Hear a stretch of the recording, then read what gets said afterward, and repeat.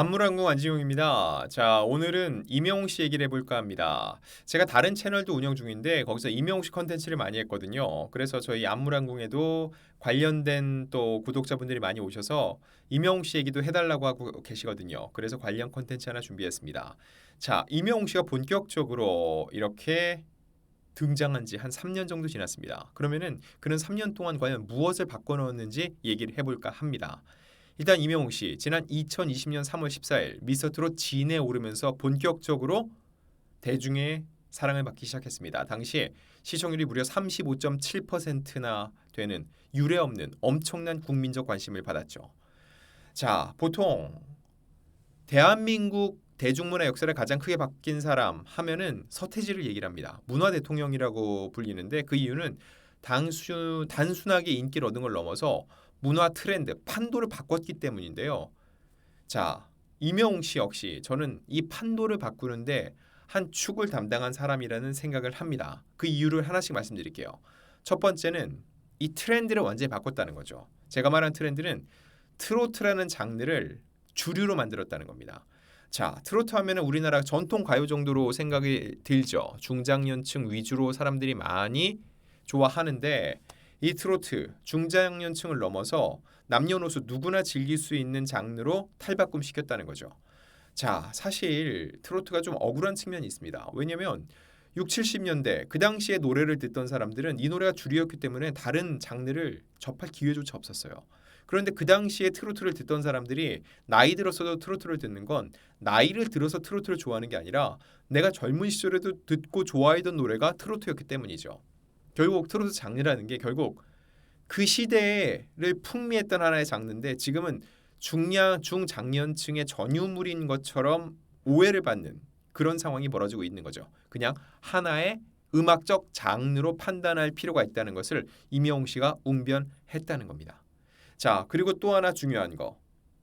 그렇게 함으로써 임영웅 씨가 트로트 가수로 처음엔 각인이 됐는데 지금은 트로트를 넘어서 굉장히 다양한 장르의 노래를 부르고 있거든요. 그러면 자연스럽게 임영웅 씨를 좋아했던 이런 중장년층들이 임영웅 씨를 통해서 다양한 장르의 노래를 들을 기회를 얻게 된다는 거죠. 이렇게 중장년층 세대들에게 다른 노래를 듣게 만들었다는 거. 이런 측면에서도 임영웅 씨의 등장은 큰 의미가 있습니다. 자, 그리고 두 번째는 세대 간의 다리를 놓았다는 거예요. 이게 어떤 얘기냐면 제가 집에 가면은 부모님들이 임영웅 씨 얘기를 물어봅니다. 임영웅 씨를 포함해서 이런 미스터트롯 출신의 많은 가수 얘기를 물어보는데 가끔은 취재하는 일선이 저보다 더 많이 알아요.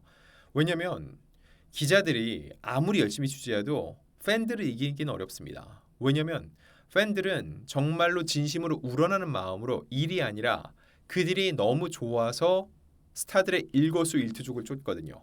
그들보다 취재, 일로서 접하는 기자들이 더 많이 알기는 어려워요. 더 나아가 부모 세대가 이렇게 많이 알게 되면서 젊은 세대들과도 소통점이 생긴다는 거죠. 그래서 임영웅의 존재는 부모 세대와 자식 세대 간의 이런 대화의 물고 함께 즐길 수 있는 어떠한 키워드를 던져뒀다는 측면에서도 의미가 큽니다. 자, 그리고 세 번째. 부모 세대들이 더욱더 유튜브를 활용하게 만들었고 그들을 팬덤으로 유입을 시켰다는 거죠.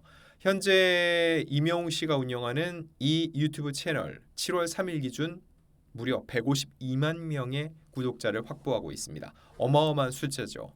이들이 팬덤으로 활동하기 위해서 그들의 팬덤 이름은 영웅시대인데 그들은 요즘 웬만한 K-팝 가수 못지않은 응집력을 보여주고 그들이 이런 젊은 팬덤들이 하는 행동들을 똑같이 배우고 모방을 하고 더 나아가서 진보시키고 있다는 거죠. 그들이 이렇게 팬덤 가수를 키워내고 그들이 팬덤으로서 활동을 해 나간다는 거. 이거는 팬덤 문화를 완전히 바꿨다고 볼 수 있어요. 기존의 중장년층들 하면은 소비계층이라고 보질 않았습니다. 그냥 TV에서 나오는 흘러간 노래를 듣는 분들이라고 생각했는데 그렇지 않다는 거죠. 그들이 누구보다 열심히 앨범을 사고 또 공연장에 오고 MD를 구매를 합니다. 그들이 소비계층으로 등장을 했다는 것은 지금까지 방송가에서 2049라고 해서 20세에서 49세 이쪽 시청층 위주로 프로그램을 편성을 하고 그들 위주의 프로그램을 만들려고 했습니다. 왜냐하면 그들이 지갑을 여는 소비계층이라고 판단했으니까요. 하지만 지금은 그렇지 않다는 거.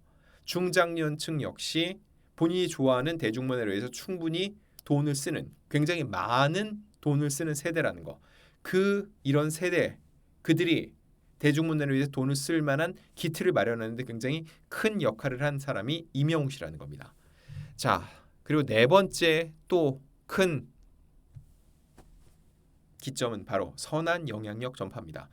임영웅 씨가 실제로 본인이 많은 이들에게 이제 기부를 한다거나 또 봉사활동에 참여해서 도움을 주고 있는데 이를 본 그들의 팬덤 역시 이런 선한 영향력에 동참을 하고 있다는 거죠.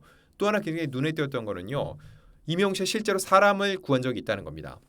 지난해 초였죠. 교통사고 현장을 목격하고 의식을 잃은 이런 운전자에게 직접 심폐소생술을 했고요.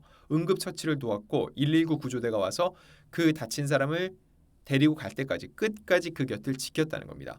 본인의 이름이 임영웅인데 실제로 이름 따라간다고 그러죠. 이런 히어로적인 면모를 보여줬고 이런 일거수일투족이 팬들에게 굉장히 깊이 각인되면서 선한 영향력을 전파하는 그런 역할을 하고 있다는 겁니다. 자, 마지막 임영웅 씨의 역할.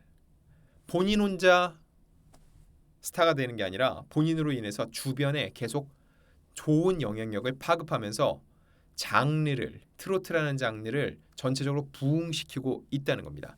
결국은 임영웅이 곧 장르다라는 표현에 걸맞은 활동을 하고 있다고 볼 수 있는데 일단 임영웅 씨가 등장을 해서 어떻게 업계가 살아났나? TV조선이라는 채널에 대한 이미지와 인지도가 달라졌습니다. 그전까진 종편 채널 중 하나였는데 지금은 종편 중에서 가장 잘 나가는, 가장 지명도가 높고 평균 시청률이 높은 채널로 거듭났고요. 그 외에도 임영웅 씨가 부른 노래는 대부분 역주행을 하면서 이 노래의 원곡자까지 살립니다. 예를 들어서 서른도시의 보랏빛 엽서가 있었고요. 그리고 드라마 이 신사와 아가씨의 주인 OST인 사랑은 내 도망가 원래는 이문세 씨의 노래죠. 그런데 임영웅 씨가 다시 부르면서 이 노래가 역주행 음원 차트 1위를 차지했고 이 노래의 원곡자인 이문세 씨 역시 본인의 공연에서 이 노래를 굉장히 주요하게 부르는 상황까지 볼 수가 있게 된다는 겁니다.